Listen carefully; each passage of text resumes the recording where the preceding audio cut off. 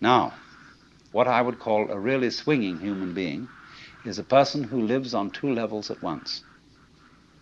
He's able to live on the level of being his ordinary ego, his everyday personality, and play his role in life and observe all the rules and so on that go with that. But if he's only on that level, if he's only playing that kind of thing, and thinks that's all there is, it becomes a drag. And he starts being the kind of person who feels that he's just got to go on surviving. See? It's terribly important to go on surviving, to live. And he works at that. And his children learn the same attitude from him. And they, he says, well, I've got to survive because I've got all these children I've got to support, and so on and so forth. And then they take the same attitude, and they breed up children, and they feel compulsive about supporting them, because they've got to go on. And so nobody really has any fun. It's just, we've got to make this thing, you see? And you don't have to.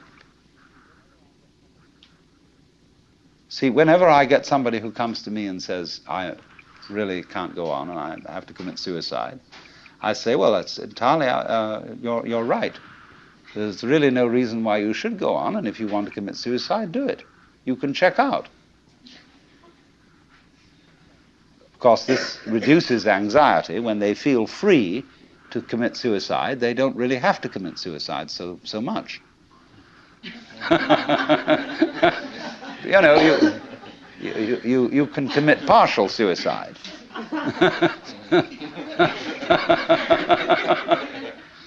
So the sense that you just have to go on living, see, that life is a must. When you say to anything spontaneous, see, life is spontaneous. It happens, in the words of the Taoists, Ziran, which means of itself so. That's their Chinese expression for nature. What happens by itself, what isn't pushed, but it just pops up, you see? Like, I'll never forget, there was a great Zen master I knew once in New York. He was giving a lecture one evening, and he was dressed in his gold ceremonial robes, and he was sitting in front of an altar like this sort of thing, but he had a table in front of him with very formal, with candles on it and a sutra scripture on a little desk, and he was lecturing on the sutra. And he said, fundamental principle in Buddhism is no purpose, purposelessness. When you drop fart, you don't say, at 9 o'clock I drop fart. It happened of itself. And all these pious Western devotees, kind of put their handkerchiefs in their mouths and tried not to laugh. So, but that's the meaning of something that happens of itself, like drop fart or have hiccups or just you came into being, It happens in a kind of a plop way like that. See? Now, you can't tell that process, you ought to happen. You must happen. Because that puts a bind on it. In the same way as when you have a little child and all the relatives have come to a party on Thanksgiving, and you put the child into the middle of all the relatives and say, now dear, play. See, it absolutely bugs the child to do it like that. And so this is the problem for every artist.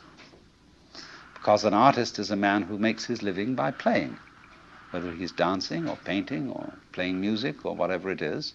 And he has to overcome this problem. He has to know how to play in public at a given time on an appointment. See?